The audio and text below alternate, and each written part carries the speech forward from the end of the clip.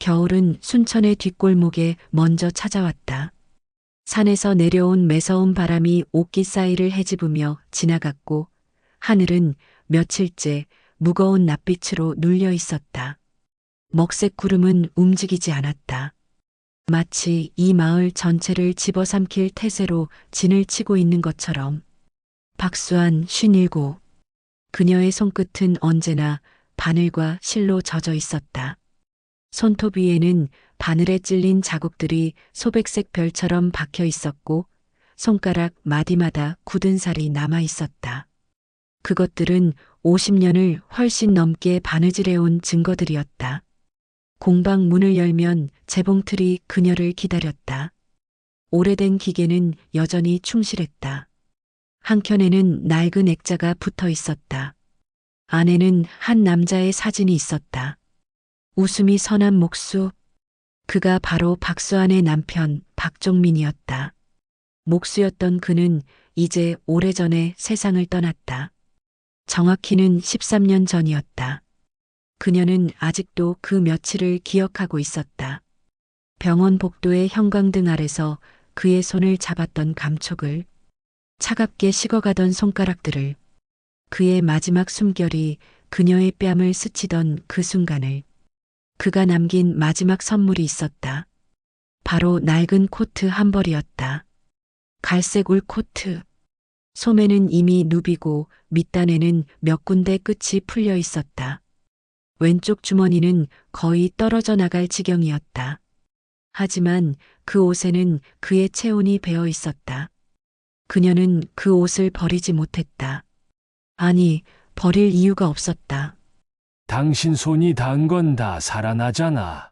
난 당신 손을 믿어. 그의 목소리가 여전히 귓가에 생생하게 남아 있었다. 남편이 죽기 며칠 전에 건넨 말씀이었다. 수환이 남편의 치료비 때문에 밤샘 수선을 해가며 피곤해하자 남편이 그렇게 말했던 것이다. 그 말이 남편의 마지막 유언 같은 것이 되어버렸다. 마을 사람들은 그녀를 다정하게 대했지만 어느샌가 그 다정함 속에는 묘한 거리감이 섞여 있었다. 아무리 남편 유품이라지만 좀 바꿀 때도 됐다는 식의 수군거림이 들려왔다. 세상에 누가 요새 저런 걸 입냐는 비아냥도 섞여 있었다.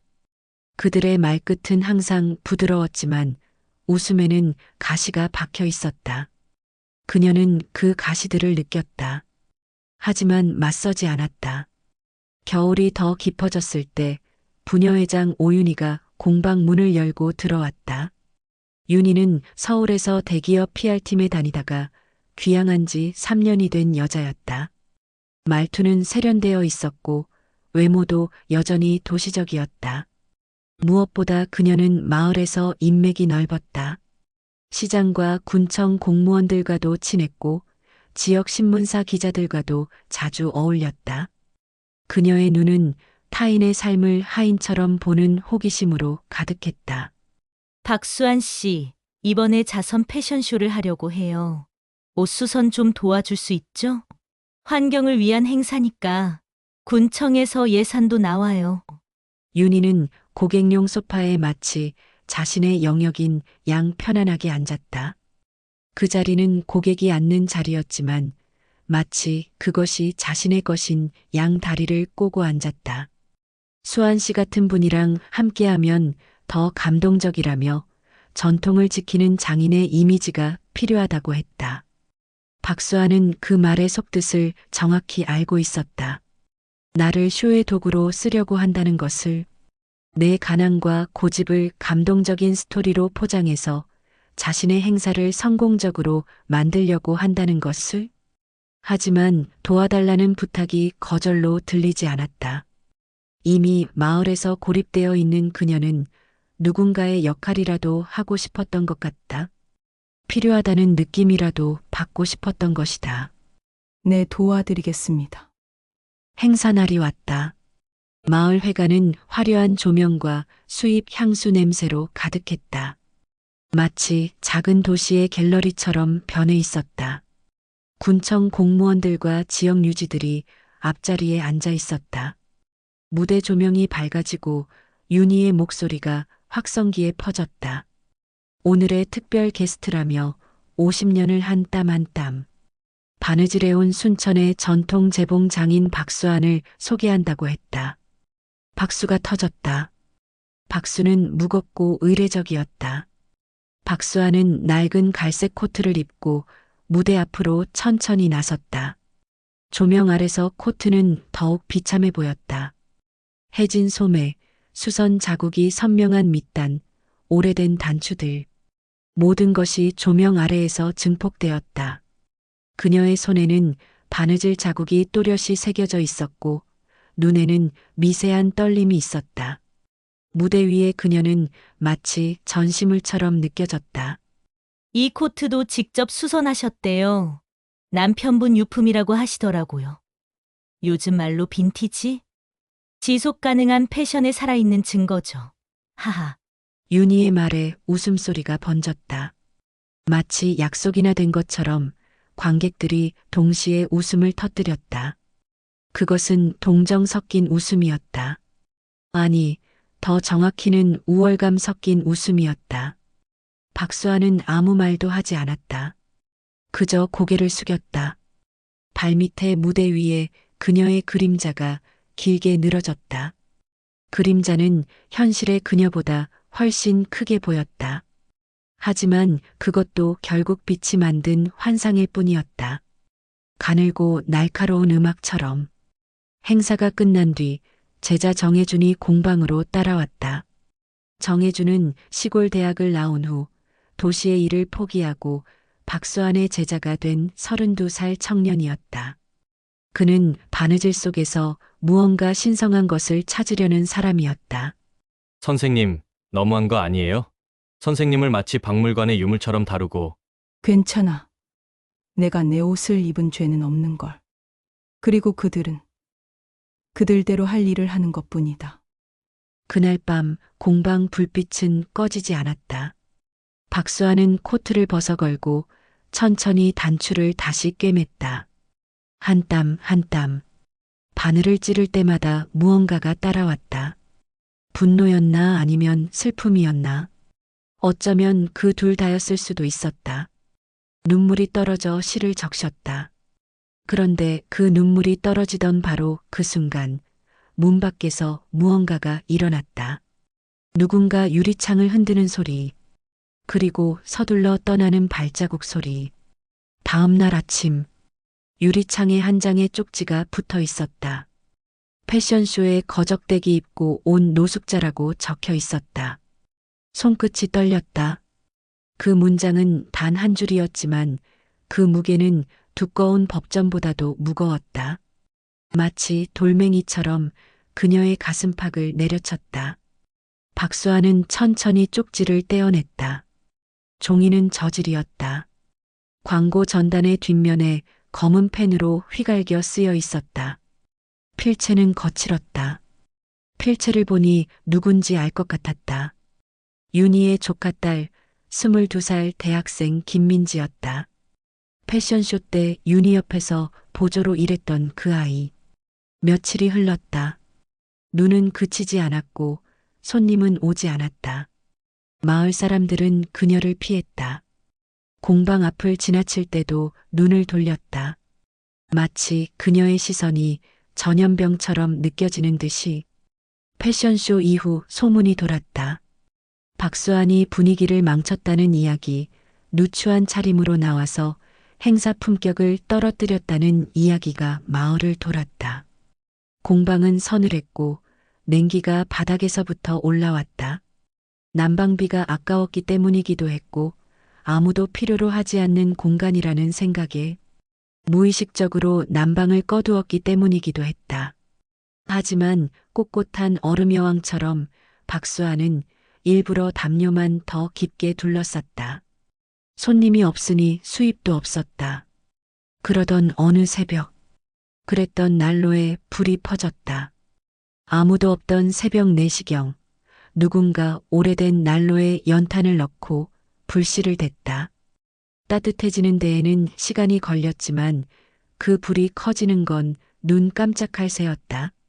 잠시 후 재봉틀 옆에 쌓여있던 천더미에 불이 옮겨 붙었다. 불이 천을 삼켜갔다.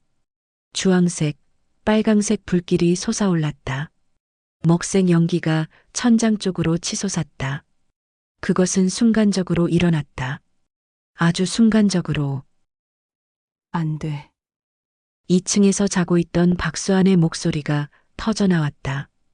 그녀는 다급하게 맨손으로 불을 덮었다. 그래야 한다고 생각했다. 물을 쓸 생각을 하지 않았다. 맨손으로, 자신의 손으로 이 불을 껴안아야 한다고 생각했다. 손등이 되었다. 타는 듯한 고통이 신경을 타고 올라왔다. 하지만 그녀는 멈추지 않았다. 손가락을 곡선으로 구부려 천을 덮었다. 자신의 살이 타들어가는 냄새가 났다. 그러나 그 냄새도 그녀를 멈추게 하지 못했다. 그녀는 계속했다. 밀어붙였다. 누르다시피 했다. 남편이 만들어준 재봉틀, 10년을 모아온 천들, 이 모든 것이 타버리는 것을 막아야 했다. 결국 불은 꺼졌고 천은 검게 그을렸다. 박수환은 바닥에 주저앉았다. 손등은 붉게 부풀어 올랐다. 물집이 맺혔다. 통증은 파도처럼 밀려왔다가 빠져나갔다. 그러나 그보다 큰 무언가가 그녀를 휩쌌다. 다음 날 아침 정혜준이 달려왔다. 119에 신고가 들어와 소방차가 왔다가 갔다는 소문을 들은 것이다. 그의 얼굴은 걱정으로 가득했다. 선생님, 무슨 일이에요? 불이 났었어. 누가 그런 짓을, 선생님, 손 다쳤잖아요. 박수환은 창밖을 바라봤다.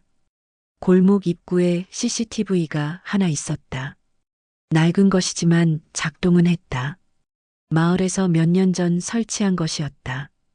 혜준아, CCTV 영상 좀 확인해 볼 수 있을까? 정혜준은 즉시 마을 사무소로 달려갔다. 그리고 3시간 후 얼굴이 하얗게 질린 채 돌아왔다.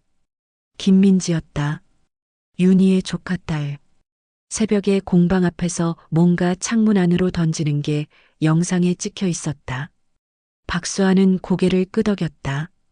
예상했던 일이었다. 경찰에 신고할까요? 아니, 왜요? 방화는 중범죄예요. 증거가 명확하지 않아. 무엇을 던졌는지, 그게 불씨였는지 증명할 수 없어. 게다가 윤희 씨는 이 동네에서 힘이 있어. 군청 사람들하고도 친하고. 박수환의 목소리는 차분했다. 하지만 그녀의 눈빛은 달랐다. 대신 다른 방법을 쓸 거야. 며칠 후 윤희가 다시 찾아왔다. 이번엔 조심스러웠다. 마치 지뢰밭을 걷는 사람처럼. 그날 일이 정말 미안했다고, 자기가 너무 오버했던 것 같다고 사과했다. 진심은 아니었다고. 나도 그 순간 뭔가 변해 있었나 보다고. 박수환은 가만히 윤희를 바라봤다. 그 눈빛엔 분노도 용서도 명확하게 드러나지 않았다. 그저 이해의 피로만이 남아 있었다. 괜찮아요. 다 지나간 일이죠. 윤희는 다음 달에 또 행사를 한다고 했다. 이번엔 시장도 오고 지역 방송에서 취재도 나온다며 같이 해줄 수 있냐고 물었다. 박수환은 잠시 침묵했다. 그 침묵은 길었다. 우주처럼 깊고 시간처럼 긴 침묵이었다. 그리고 말했다. 그럼요. 이번엔 제가 회장이 입으실 옷을 직접 만들어 드릴게요. 무대 의상으로. 윤희의 얼굴이 환해졌다. 정말 감사하다고, 잘 부탁한다고 말했다. 그날 이후 공방에는 다시 재봉틀 소리가 돌아왔다. 찰칵, 찰칵, 찰칵. 손등의 화상 자국은 여전히 남아 있었지만 실은 다시 흐르고 있었다. 박수환은 윤희의 의상을 만들기 시작했다. 검은색 실크 재킷, 우아하고 세련된 디자인. 재봉틀 소리가 밤낮으로 울렸다. 바느질은 단단했다. 실밥 하나 흐트러짐이 없었다. 모든 스티치가 정확했다. 하지만 겉으로는 그렇게 보였고 속은 달랐다. 속심에는 다른 것이 섞여 있었다. 하지만 그녀가 옷에 넣은 것은 단순한 바느질만이 아니었다. 불에 탄 천에서 나온 그 으름. 그녀는 그것을 곱게 갈아 가루로 만들었다. 그리고 옷의 안감, 정확히는 옷깃과 소매 안쪽의 누빔 사이사이에 조심스럽게 집어넣었다. 세탁해도 나오지 않을 곳, 옷을 입으면 피부에 직접 닿을 곳, 바꿀 수 없는 곳에, 영원히 빛나지 않을, 눈에 띄지 않을 곳에. 박수아는 한의학 공부를 한 적이 있었다. 젊은 시절 남편 치료를 위해 독학으로 배웠던 지식. 그 흐름에는 타르 성분이 있다. 피부에 오래 닿으면 알레르기 반응을 일으킨다. 심하면 피부염으로 발전한다. 그녀는 혼잣말처럼 중얼거렸다. 넌 내가 어떤 대가를 치렀는지 절대 모를 거야. 하지만 그건 상관없어. 넌 그냥 입으면 되는 거야. 행사날이 왔다. 윤희는 박수환이 만든 검은색 재킷을 입고 무대에 섰다. 검은색 실크, 매끈하고 우아한 라인, 완벽하게 계산된 실루엣, 우아한 실루엣, 완벽한 핏.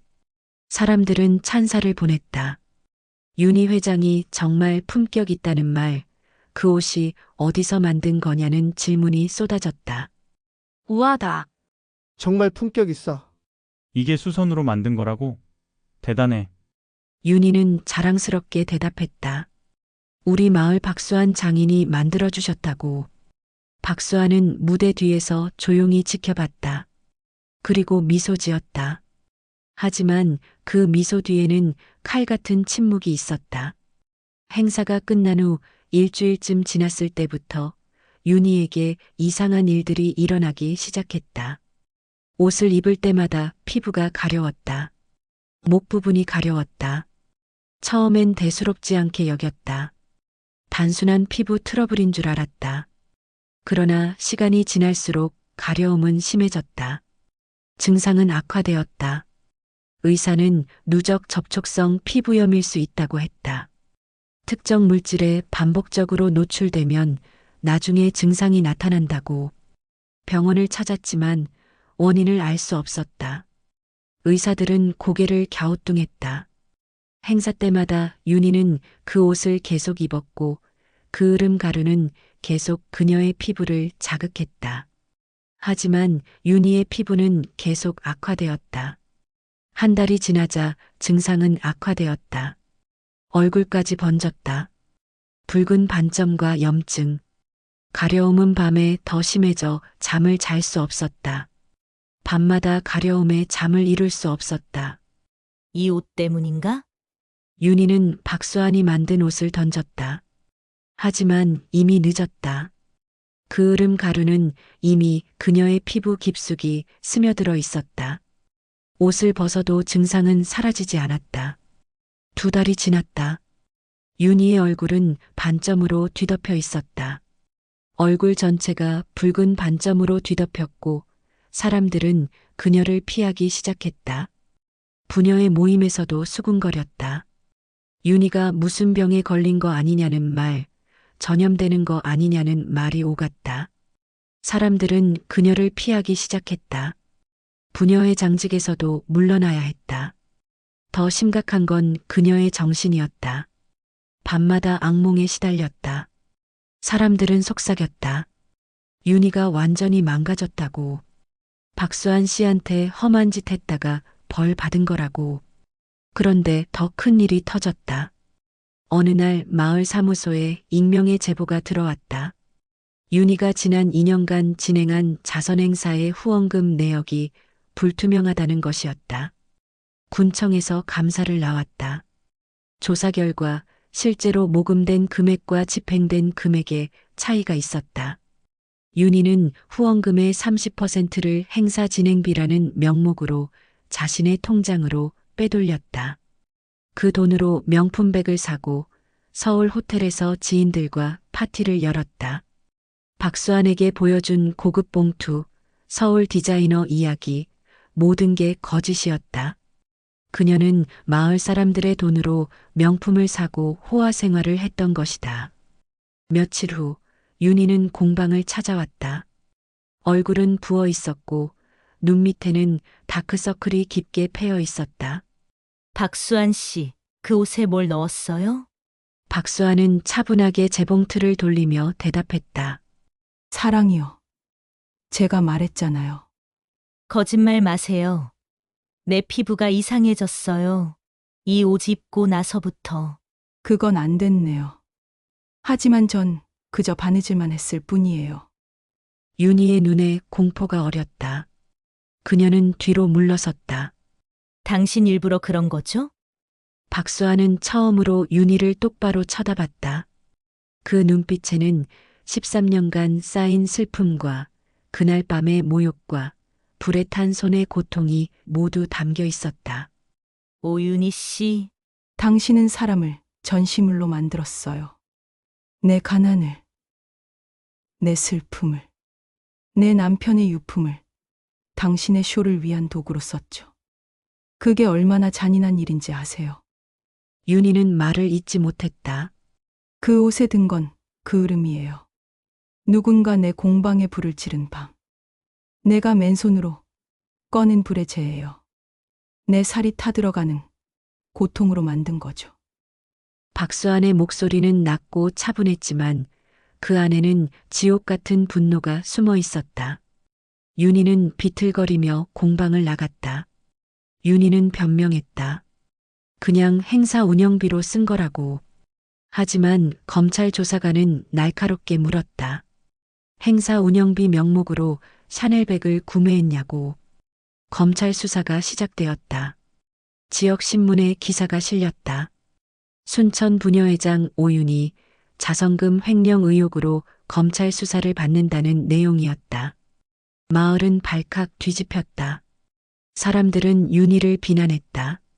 어렵게 낸 돈을 자기가 썼다는 것, 박수환에게 그렇게 했던 게 다 자기 이미지 만들려는 쇼였다는 것에 분노했다. 윤희는 집 밖으로 나올 수 없었다. 피부병과 정신적 고통, 그리고 사회적 매장. 세 가지가 동시에 그녀를 짓눌렀다. 결국 윤희는 순천을 떠나야 했다. 서울로 돌아갔지만 그곳에서도 삶은 나아지지 않았다. 피부 질환은 평생의 짐이 되었다. 그녀는 사람들을 만나는 일을 피했다. 외출할 때는 항상 얼굴을 가렸다. 피부 질환은 만성화되었고 횡령 혐의로 벌금 2천만 원과 집행유예를 받았다. 그리고 조카 김민지도 방화 혐의로 조사를 받았다. 박수환이 CCTV 영상을 제출한 것이다. 증거가 명확했다. 김민지는 방화 미수죄로 징역 1년에 집행유예 2년을 선고받았다. 젊은 나이에 전과자가 된 것이다. 윤희가 떠난 후 마을에는 진실이 알려졌다. 패션쇼에서 박수환을 어떻게 대했는지, 쪽지를 붙인 것이 누구였는지, 불을 지른 것이 누구였는지, 그리고 횡령까지. 누군가 공방에 불을 지른 일, 모욕적인 쪽지를 붙인 일, 그리고 윤희가 박수환을 어떻게 대했는지 모두 알려졌다. 사람들은 공방을 찾아와 사과했다. 정말 미안했다고, 몰랐다고, 박수환을 그렇게 대해서 죄송하다고 고개를 숙였다. 박수환 씨 정말 미안했어요. 저희가 몰랐어요. 당신이 얼마나 힘들었는지. 박수환은 모든 사람을 조용히 받아들였다. 복수는 끝났다. 하지만 그것은 시작이기도 했다. 차분하게 사람들을 받아들였다. 박수환은 차를 끓여 사람들에게 나눠줬다.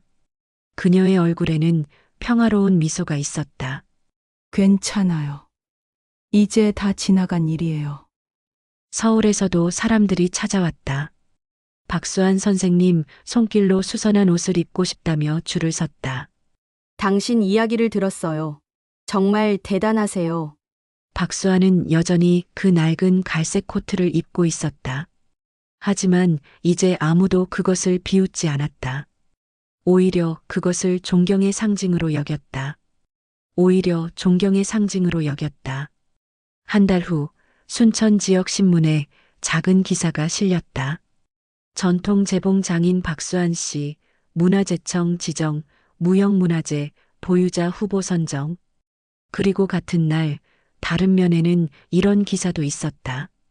순천 부녀회장 오윤희 씨 사기 혐의로 고소당해 자선행사 후원금 유용 의혹.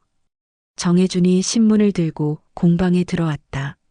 선생님, 윤희 씨가 사기꾼이었대요. 자선 명목으로 돈을 빼돌렸대요. 박수환은 놀라지 않았다. 그저 고개를 끄덕였다. 그랬군. 선생님은 알고 계셨어요? 아니. 하지만 놀랍지도 않구나. 남의 고통을 자기 쇼에 이용하는 사람이라면 돈도 그렇게 쓸 거야. 사람들이 돌아간 후 어느 날 저녁 정혜준이 조심스럽게 물었다. 선생님, 그 옷 일부러 그러신 건가요? 아기를 가지고 한 건 아니다. 그냥 불에 탄 천이 아까워서. 재활용했을 뿐. 설마 그게 피부에 그렇게 안 좋을 줄이야. 박수환의 목소리는 담담했다. 저주는 없었어요. 그냥 죄였을 뿐이죠. 착한 사람에게는 아무 일도 없었을 거예요. 하지만 나쁜 짓을 한 사람에게는 그 무게가 고스란히 돌아오는 법이죠. 정혜준은 더 이상 묻지 않았다. 손등의 화상 자국은 여전히 선명했다. 하지만 그것은 이제 그녀의 훈장이었다. 살아남은 자의 증표였다. 그녀는 남편의 사진에 대고 작게 속삭였다. 내 손이 닿은 건 정말 다 살아났네요. 좋은 것도, 나쁜 것도. 재봉틀 위에 놓인 새 천을 손으로 쓰다듬었다. 부드럽고 깨끗한 천. 이제 그 흐름은 필요 없었다. 복수는 끝났다. 찰칵, 찰칵, 찰칵.